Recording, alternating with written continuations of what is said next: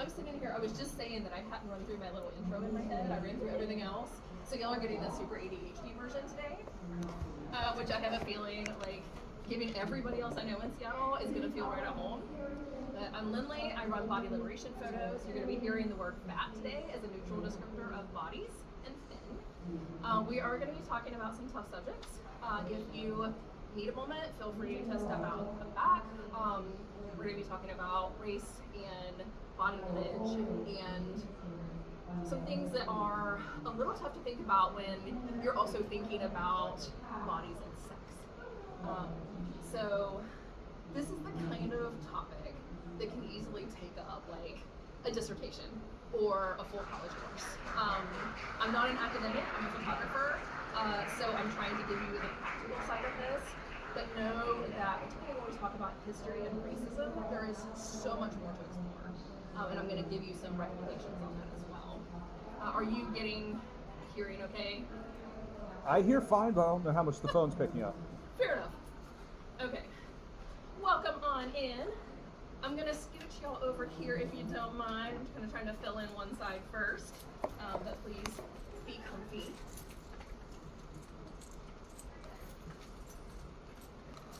So we're talking about bodies, sex, attraction, and shame today. And I was just saying that it's it can feel a little disconcerting to think about things like shame or racism, when we're also here to have a good time and look at sexy bodies. And this is really feel free to come on in. This is really for those of us who like to navel gaze about why we feel the way we do, especially about bodies. We're going to navel gaze, basically, and explore what that means to be attracted to some bodies and not others. But the first thing I want to ask you, this is participatory, there are no wrong answers. I'm not going to like call on you individually, but please feel free to like yell. Participatory, what is beautiful? Don't give me inner beauty answers. I don't want any of that, oh, beauty is in the heart. Tell me what you think is beautiful or hot or sexy. Yell it out. Hers, okay. A tummy. Do what? A tummy. A tummy. Sure. What else? And don't feel like it's okay to, like, you don't have to impress me either. Like, we're not being high-minded here, I swear. Something to grab onto. Something to grab onto? Okay. Yeah. Curly hair? Okay, yeah. Yeah. Like, what about noses? What kind of noses are attractive? Because think about what you see in magazines. It can be, what you personally enjoy. It can be what you see in a magazine. This is the kind of thing that you see. Bedazzled. Do it. Bedazzled. Bedazzled noses. Yeah, why not? Yeah, think about feet. What size of feet are attractive? Bigger feet? Smaller feet? Sorry. Bigger feet? Okay. Yeah. These answers are so fascinating because every audience that I give this talk to, the answers are totally different. So we're here to understand that attraction in a historical and sort of social context. And I want to be really clear that you get to be attracted to what you're attracted to. I am not going to stand here and be like, you have to be attracted to a body like this, or you have to be, this is my friend Eric, I'm going to pick on him a little bit today, like you have to be attracted to this body. You get to be attracted to what you're attracted to. The goal is just to understand a little more why and see if you can maybe expand that. Because what we're attracted to matters in the larger world. It's not in a vacuum. And we are taught what to find attractive. But what we find attractive is, like I said, part of these larger systems. And so at some point, somebody decided that, for example, thinner bodies tend to be considered by mainstream culture as more attractive. Why? Somebody had to decide that. If nobody had decided that at some point, magazines wouldn't be full of thin bodies. We wouldn't be seeing, some bodies represented in the media. Those bodies tend to be what's considered more attractive. Welcome, come on in.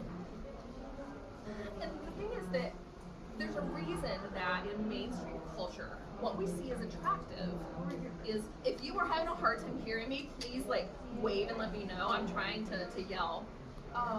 But what we consider attractive is determined by systems of power. And systems thinking is, it was new for me a few years ago. This has all been relatively recent learning for me. It is a shift in the way that we think, particularly because when we think about body image, we think of it as being an individual thing. I feel this way about my body. I feel this way, again, when we go to Eric, I feel this way about Eric's body. It might be good, it might be bad, it might be complicated. But those things are determined by systems that are bigger than us. And so again, as we go through this, I don't want you feeling bad as an individual because you have been taught a certain thing. These are part of systems of power. And when we talk about systems of power, there is a website called CLASP, CLASP.org, that I'm reading their definition of what a system is here. It's the belief practices and cultural norms on which individual lives and institutions are built. Your body image, the way you think about bodies, is part of those systems. We are talking about racism, we're talking about colonialism, we're talking about fat phobia or weight stigma, we're talking about capitalism. All of these things affect the way that I get up in the morning and I think about my body. And the more that you can understand the systems, the more you can understand why you as an individual feel that way. And yes, we are going to get to what we as individuals find as sexy too. We're going to talk about sex and kink here in a minute. So the biggest system of all that affects all of us, doesn't matter what your ethnicity is, doesn't matter what your heritage is, the biggest system that affects how you feel about your body is racism. And we have, let's see, about 700 years of racism that directly inform how we feel about our bodies today. I am extremely white. My ancestors are from England, Scotland, Germany. Racism informs how I think about my body because I exist in this system that we have today. So there is a book by an author named Sabrina Straits called Fearing the Black Body. I'm seeing some nods. Fearing the Black Body. It is a quasi-academic read. It is not an easy read. It took me a couple tries to get through it when I first read it. I go back to it for reference constantly because it traces from the 1400s to today why racism informs how we feel about bodies. It's fascinating. I'm going to give you the 5-minute version. You're going to have to take my word for it that there are more connections here because I'm just going to give you a couple of highlights. What time is it, somebody? 2:11. Thank you. Because this is the place where I will spend 2 hours if I'm not careful. Hey, welcome in. Feel free to find a seat if there are any left. The one in the back right here is open, but it's a little rickety. Fair warning. All right. The other thing that I want you to know is that I'm going to be primarily speaking about cis women. I hate that. I'm sorry. But the research that I had available to me is based on primarily cis women's body image and history. So, know that the goal is to be inclusive of everybody in this room, but I had the information that I had to work with. And also, beauty standards have been primarily aimed at cis women. We'll talk about why. That is changing, particularly as mainstream culture sees more and more profit in imposing beauty standards on men and on every other gender under the sun. Basically, everybody is being included more and more in that pressure because there is profit in that. We're going to talk about that. But first, we're going to talk about the 1400s super quickly. So, 1400s. Wealthy white European men. This is basically all their fault. Sorry to our white guys in the room. It was y'all. So, these wealthy white European men had a lot of time on their hands and a lot of money. And intentions that varied, started having these discussions about what does the ideal woman's body look like, and they were exchanging letters across Europe, England, Holland, Germany. These what we would consider now to be academics and artists, they were sending each other artwork back and forth. They were having these discussions, and what does the perfect woman's body look like? Drawing on Roman and Greek art and so on. And this is also where we got quite a lot of famous artworks, all of which are escaping me at the moment. But when you think about like Venus rising from the fall, when you think about these wonderful classical artwork, these women's proportions in this artwork were very deliberately and mathematically constructed to be ideal. Or they were being drawn on, if it, say, was a Roman statue, they were being drawn on to say, well, this must be the ideal proportion. And we're going to be pulling these out in a minute and I'll pass them around. But generally that proportion was not like this. You know, when we think about, I know this is hard to say, I'm going to pass it around, but when we talk about, say, a Rubenesque figure, or something, like we talk about these larger women in, say, Renaissance art. Think about laying on the chaise lounge very elegantly, you know, more elegantly than Mila ever left. But we think about, oh, these women in these larger bodies. When we look at them now, even the larger women in that artwork, we're still what we consider maybe mid-sized now. Because again, these bodies were being very carefully constructed. And the reason is racism. Because the 1400s is also when the African slave trade was picking up. This is not a coincidence. So, yes, these men were being very high-minded in constructing, oh, what does the perfect woman look like? But this perfect woman was always, always white. And what happened was these ideals that they came up with were immediately used to draw the difference between this person looks like a slave, this person doesn't. Because at that time, we didn't have the concept of black or of white in the way that we know it now. And so what was happening was basically slave ships were bringing slaves from Africa, and the white dudes thought they were hot. And it was not clear visually who should be a slave and who wasn't. And so there was this increasing need to say this person looks like a slave, this person looks like a black person, this person doesn't. And these beauty standards immediately became used in the service of that. Like I said, whole book, highly recommend Fear in the Black Body. But we are going to skip very briefly to the 1790s and to Sarah Bartman. I'm going to pass this around because it is very small. Feel free to hand that on. But there was a woman whose name was Sarah Bartman, who was from somewhere in Africa, I've lost where, but she was a slave, and she was brought to Europe as a slave, and she became famous because her owner was displaying her as a curiosity. You know, if anybody needs a minute as we talk about this, please feel free to take a minute. This is hard to talk about. It's hard to speak about, and it's hard to listen to, because talking about owning other people is hard.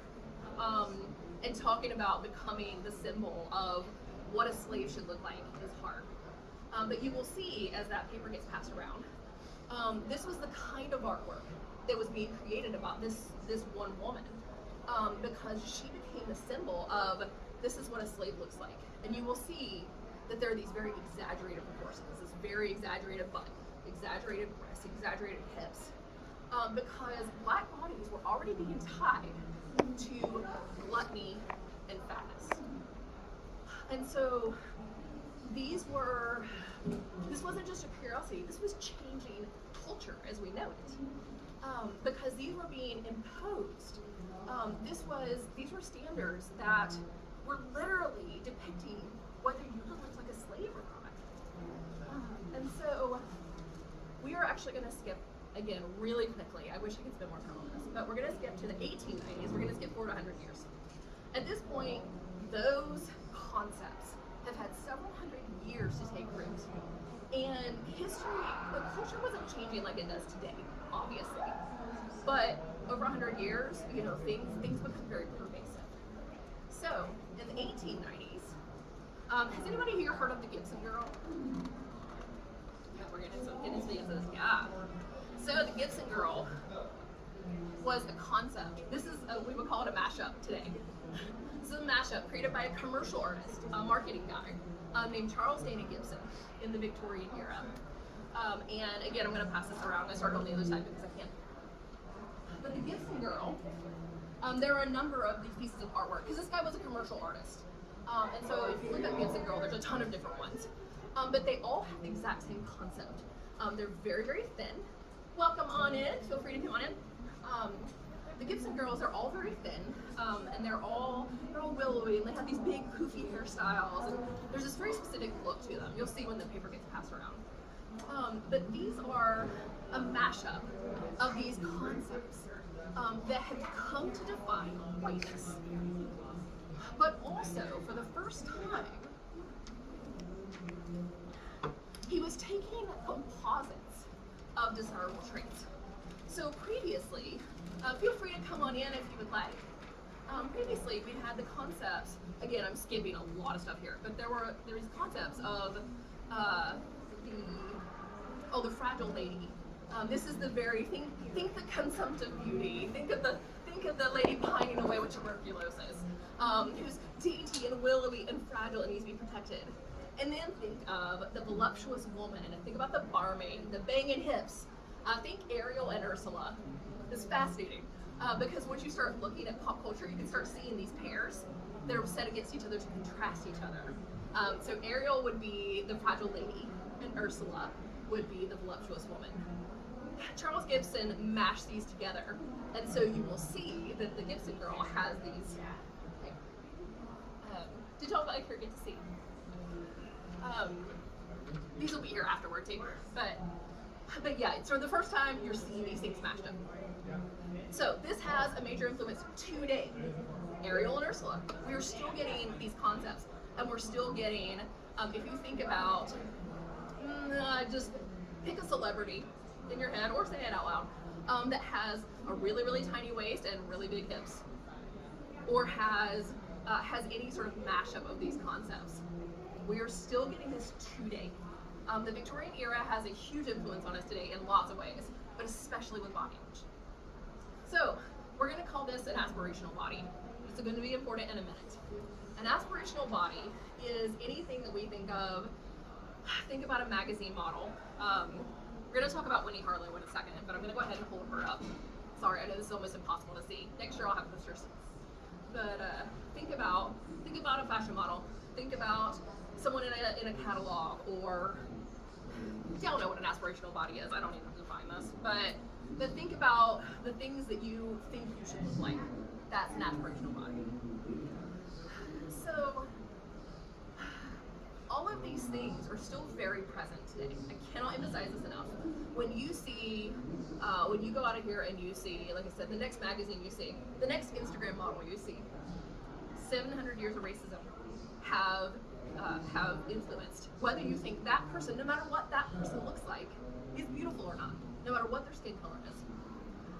And so, you know, you can go anywhere and look at lists of modern beauty standards. You know what they are, but somebody give me a couple. Like modern beauty standards, what do we feel like we should look like today? Lips. Big lips, sorry. Light skin. Light skin. Ripped. Ripped, yeah. Because again, this is not limited to cis women in any respect. Yeah. Thinness.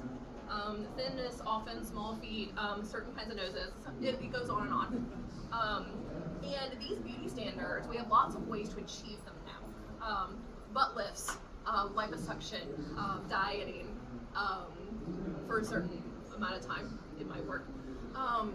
But there are lots of ways that we can attempt to achieve beauty standards. And there are penalties if we don't. There's a whole separate talk I have that I, again, wish I could go into today that talks about the rewards and consequences. But I want you to think about how these things are reinforced. Because there are rewards for following them and consequences for not. And one of the rewards for being compliant with beauty standards is being considered attractive. I told you we were going to get back to sex. So if beauty is a set of standards that have been built up over time, is there power and profit in enforcing these standards on others and in enforcing them on yourself? Obviously the answer is yes. And that's okay. I said when everybody was first collecting that we get to find attractive what we consider attractive. I'm not here to make you feel guilty because you think, for example, people in thin bodies are attractive. You get to. It's fine. We're just navel gazing about why. But there are rewards for that. More people will consider you sexy if you are in a thin body. And you get to be compliant with that if you want to. So again, not here to make you feel guilty. But I do want you to start thinking about when you see, or if you're looking at yourself, something that you consider attractive or aesthetically pleasing. Is this something that, is this beauty or is this compliance with a beauty standard? There's no wrong answer to this. But if you can shift your thinking a little bit this way, that will help you determine why you were thinking these things and whether you want to continue to think about a certain aspect that way. This is how you can slowly change your own brain about what you consider attractive if you want to do that. The other thing I want you to think about as we start talking about sex and kink is if we are looking at compliance with beauty standards, this is where we come back to Lindley Ashline. One of the things about compliance with beauty standards is whether you are being perceived to be trying. And this is where we start getting, again, I know it's hard to see, I'll pass it around, but this is where we start seeing models like Winnie Harlow, who I'm sure is a great person. I've just pulled her to use her as the example here. Winnie is a woman of color who also has vitiligo, so her skin is pigmented in a different pattern than the rest of us. And you will see that she looks very different, but she would still be considered in compliance with most beauty standards because she is also thin, she is also shaped a certain way. And so what we often find is that we can deviate in one or two respects from beauty standards and still be considered to be compliant, still be considered to be a good body. But then once you get outside of that, or if you are too far out in that one respect, for example, do you think that Winnie Harlow would still be a famous fashion model if she had the exact same body, brown, and pigmented differently, but she were fat? Probably not, because that's one too many deviations. Pass that around again. So, now we finally get to sex. Because we have all this information to work with now. And so this is also where I would really like to get y'all's thoughts on this. I give the history talk all the time. But thinking about this from an eroticism standpoint, from a kink standpoint especially, is relatively new for me. And so I would love it if y'all jumped in. You don't have to. I can always keep talking. Can somebody tell me what time it is, please? 26 after. I forgot to set my phone up so I can see the time. So, you all know in your own heads, again, none of these things are wrong. Whatever's in your head, when you think of sexy, whatever it is not wrong. But you know what you find sexy. You're here, you've obviously thought about it. But what affects what you find sexy? I'm thinking things like if you take, I'm going to use myself as the example right now. If you take this body, and you think, what would make this body sexier or less sexy? It might be clothing. Say, right now I'm wearing a relatively cleavagey top, which is off center. But if I wore a less sexy dress, like one that was higher cut, that would affect my sort of level of sexiness. Does that make sense? So what other things affect whether a person or their body is seen as sexy? Clothing is a good one. What else? Yeah, Hobbies and interests. Okay. politics. Politics. Yeah, those are good. And also, I'm thinking physically, if you're seeing one of the bodies out there in the artwork, what would make that body more or less sexy? Tattoos. Yeah. Piercings. Okay. Proportions and positions. Yeah. Yeah. Hairiness. Posing. Super important. Sorry. Hairiness. Hairiness. Mm-hmm. Yeah. Lack of Or lack of hairiness. Yeah. Or Yeah. that. Level of. Exactly. Yeah. Spectrum. Yeah. All these things are spectrums. Stride. Yeah. Again, the posing of bodies. As a photographer, that's something I'm always thinking about. It's super, super important in that it's a very powerful tool. Makeup. how their hair is done. Think of a sexy hairstyle, you know? And like I said, there's no wrong answer, but like immediately when I say that, you envision something in your head. Age, you know? Body size and body modifications, tattoos and piercings for sure. Plastic surgery, think about, you know, porn boobs, you know? All kinds of different kinds of plastic surgery affect level of sexiness. And so these things can all be used to move bodies towards or away from those beauty standards. And so what I want you to think about is whether an aspirational body, a body that you personally might think of as an aspirational one.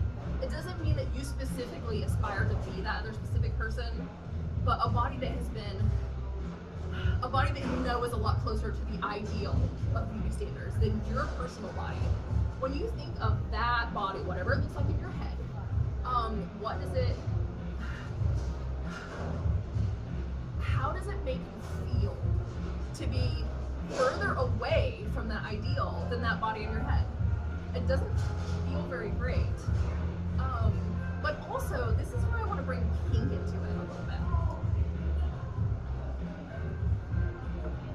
Because, you know, kink is all about the transgressive, crossing boundaries, moving away from mainstream standards of one kind or another. And this is where it gets really fascinating with bodies. I'm moving through this a little faster than I might otherwise because I want to give us some discussion time, because I'm seeing a lot of interested faces, and this is really exciting to me. But if kink is about the transgressive, in your experience as individuals, do you see, I mean, I'm genuinely asking, do you see more aspirational bodies in kink, or fewer aspirational bodies? Do you see more non-mainstream bodies? Like, tell me in your own experience. Yeah. Well, actually, I should clarify in a queer kink scene. That's also important. Yeah, and of course, you know, gender presentation. Thank you. Yeah, gender presentation is also one of these things that affects whether we see a body as more or less sexy, for sure. Yeah. And queer kink spaces and maybe, you know, and like straight kink spaces are not the same thing either. I'm trying to be very general, but I want to thank you. I want to recognize that as well. Yeah.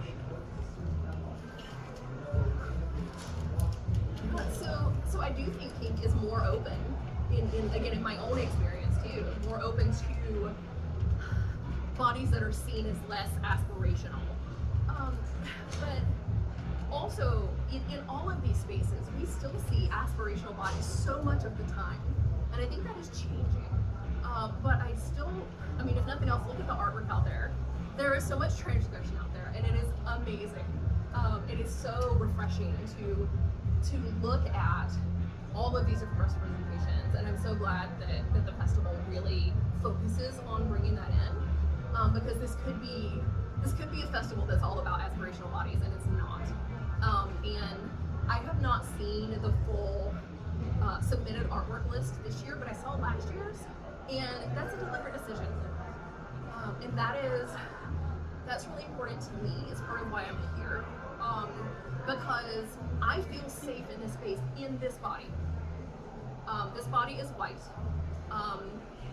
This brain is autistic. This body is what in my spheres we would call a super fat body. I am very far away, despite my whiteness, from an aspirational body. And this is a space where I feel very safe. And that's really where I want to bring you to. What in your head needs to happen around bodies for you to feel safer in your own eroticism, safer in your own sexuality? What do you need to work out in your head to get used to seeing bodies that are not aspirational, and still be able to consider them sexy or erotic? And I want to show you, I'm going to pass around this pair to you, because I don't know whether you're going to be able to see them from here, but this first photo, these are both photos that I took. This first photo, but this first photo is, these are both white white feminine folks, I can't speak to whether they're straight, but I believe they're both cis women, but I wouldn't swear to it. Any rate, I'm going to pass this around, and I want you to think about whether this body is aspirational, whether it is sexy. And again, in this presentation, in this pose, in this lighting, and so on, as presented, is this a sexy body? And is it an aspirational one? And then I want you to take a look at the second one in the pair. I'm not going to show it to you because I want you to see it. I want you to get the impact of seeing this body and then the other one. They're two different people. And the second one is very different. And I want you to think about, how do I feel when I see the second body, the second photo, compared to the first one? How does it make me feel? Am I comfortable or uncomfortable? And why? What is the level of aspiration between the two? In the meantime, these aren't pairs, they're just different artworks that I found. Like I said, those two are mine. This one is by an artist called Gigi, J-I-J-I, Light. I'm a huge fan of. Is this visible at all for y'all? Okay. With the plastic on it, I can't tell. So, somebody tell me, is this body sexy to you? Is this body aspirational? And yes, this is complicated. Every single body in this room and bodies in these artworks, they're all going to be aspirational in some ways and less, closer to beauty standards in some ways and further away in others. We all have multitudes within us of compliance with beauty and brain and personality standards. Everybody's complicated, but in general, yeah, this is a sexy body. Is it an aspirational one? I'm seeing a lot of, I'm afraid to open my mouth because I might be wrong. You're not wrong, I promise. Whatever you think is correct. I think it depends who you ask. Yeah, it will, absolutely. One of my very good friends is a trans woman who has not been transitioning for very long. I have big old boobs, y'all. And I keep saying that I wish I could literally split them with her. Because I look at these boobs that I live with and I think, oh my God, they're such a pain. They're heavy, they get in my way, they are, they get sexualized whether I want them to be or not. And these boobs are are a hassle. My friend looks at my boobs and thinks, that's the dream. Why? I wish I could, I'm jealous of that. And so we all look at other people's bodies and go, oh, I wish I had that. But it's absolutely dependent on who you ask. Yeah, for sure. Let's start this one up here. But I really want you to focus on your gut feeling as you look at these artworks, because our gut feeling sort of heads off that, well, here's how I should feel, and gets at the real heart of our emotional reaction. And our emotional reaction is not wrong. And so I don't want your brain overriding your gut here. This body is much smaller in the print, but this one is by an artist named Blake Inobi, I-N-O-B-I. Is this body sexy? And is this body aspirational?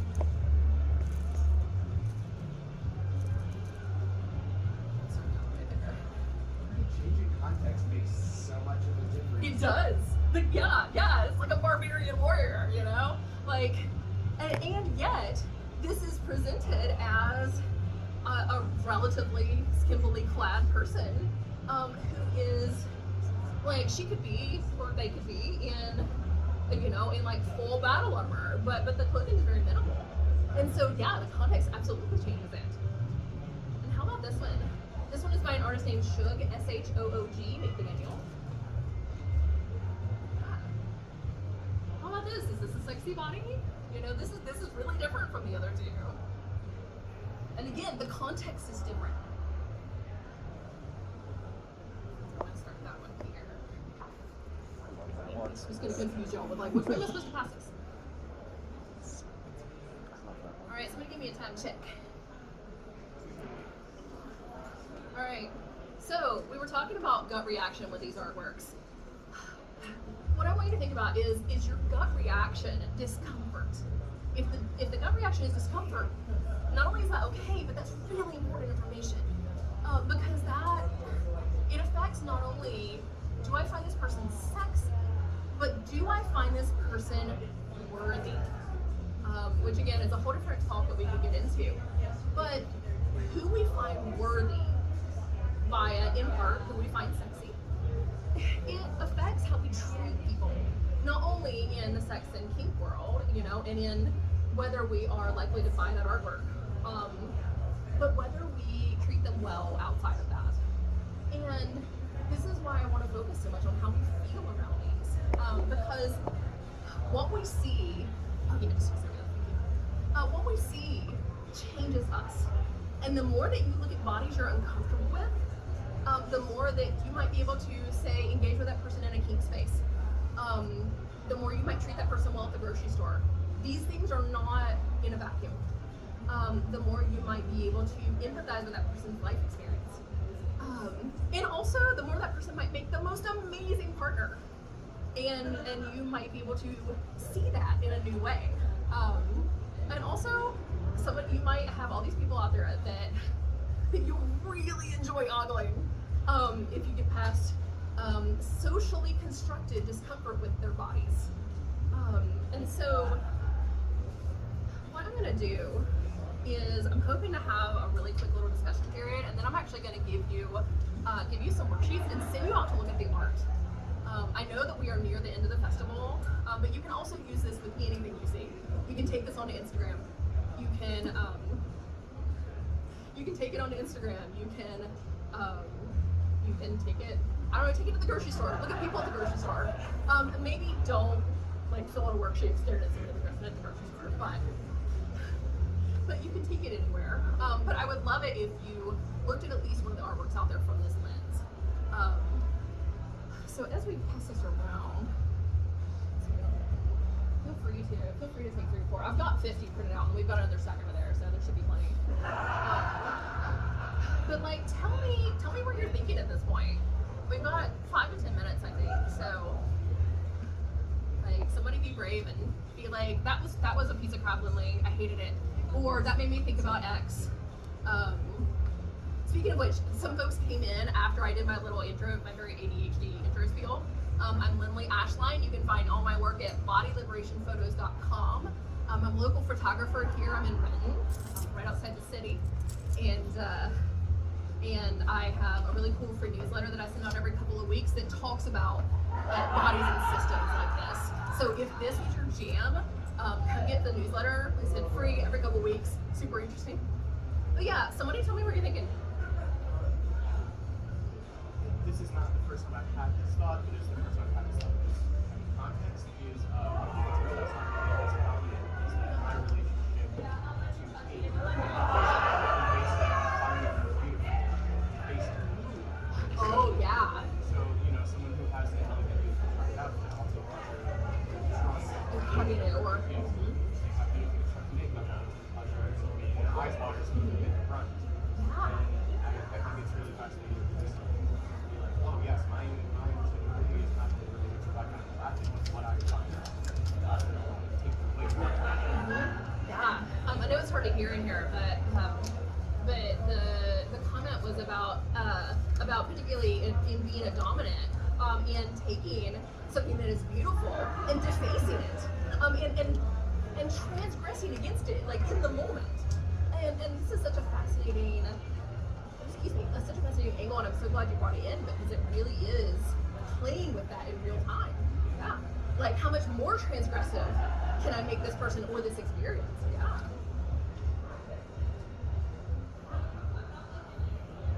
Anybody got a comment on that or something else that you want to bring up?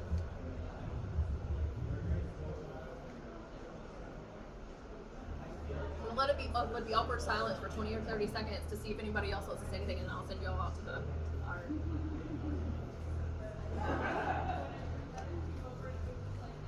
I'll just say that it did strike me that it was good that you brought up that society really fucks up by making size connect to a person's worth, and they're worth to receive love. Yeah. You know, like I was kind of reflecting. I knew I liked bigger people for a few years before I knew I liked men, and like coming out as gay and getting this message of like you're not supposed to like that kind of guy and also be gay is a really weird thing, right? Like at some point you just realize everybody's worthy of love, including people of size. And if I'm gonna be the person that loves them, then I'm like, oh yeah, I'm gonna like that too. So like go at it. But it's just, you know, it's attaching like a value to people outside is such a weird thing. Yeah. For anybody that can hear talking about tying body size to worth, you know, worthy of sex, worthy of love, worthy of anything, and you know, as a person who was in a very fat body, and a person who talks about weight stigma a lot, like that's my main, that's my jam right there. And so, like I said, I talk about this a ton in that newsletter, but yeah, it is. Yeah, Yeah, so please go ahead. I work with folks who have eating disorders, and this is a big conversation in Yeah. eating disorders, which is the treatment program I go uses different strengths as a jumping off point. Okay, So, yeah. the thing that I think I also bring into this is always healthism. We talk a lot about we talk a lot about fat phobia as this like moral failing of being fat, but we don't really also address the underlying thing that is healthism, which is that we have to be the healthiest as we could be possibly, right? A moral imperative to be healthy, and then how do we as a society view bodies related to what we perceive as health, right? And I do think that that's also a component of attraction. It's like you're attracted to what you perceive as a healthy body. But what does that mean? Yeah. Perceived health status is absolutely a component of attraction. Also, you and I are probably like 1 degree of separation apart, so yell at me I have afterwards. an eating disorder group that's called Body Liberation League, so we should talk. Yes, we should. Yeah, you're my people. But yeah, health, perceived health is absolutely a component of that. And yeah, like related to fat bodies especially, like yeah, I could easily do another hour just on that. Because there's such a component of, well, as long as you're healthy right now. And of course, that is not only aimed at people who are fat, but there is a perception that Black people are less healthy. There is a perception that disabled people are less healthy, because health is a constructed thing as well. Again, you could easily do another hour just on that. If you are interested in that and you want a Google jumping off point, the social determinants of health is your starting point. Social determinants of health, because what we think of as health is another socially constructed concept. It is not in a vacuum. Again, it's the racism, y'all. It's the racism. It's always the racism. It's, everything. If you look at it and go, well, that's a problem. Somewhere there's racism in it. But yeah, health status is very much a component of what we consider attractive. Yeah, and things about physical ability. You know, I have never been a wheelchair user myself, but my understanding is that those folks get asked a lot, but how do you have sex? You know, there's a perception that people in very fat bodies like just won't be able to do things in bed, y'all. You know, we make it work, y'all. But yeah, tell me what else is on your mind.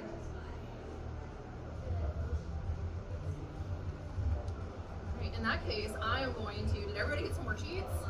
Feel free to take as many as you want, because I printed a ton.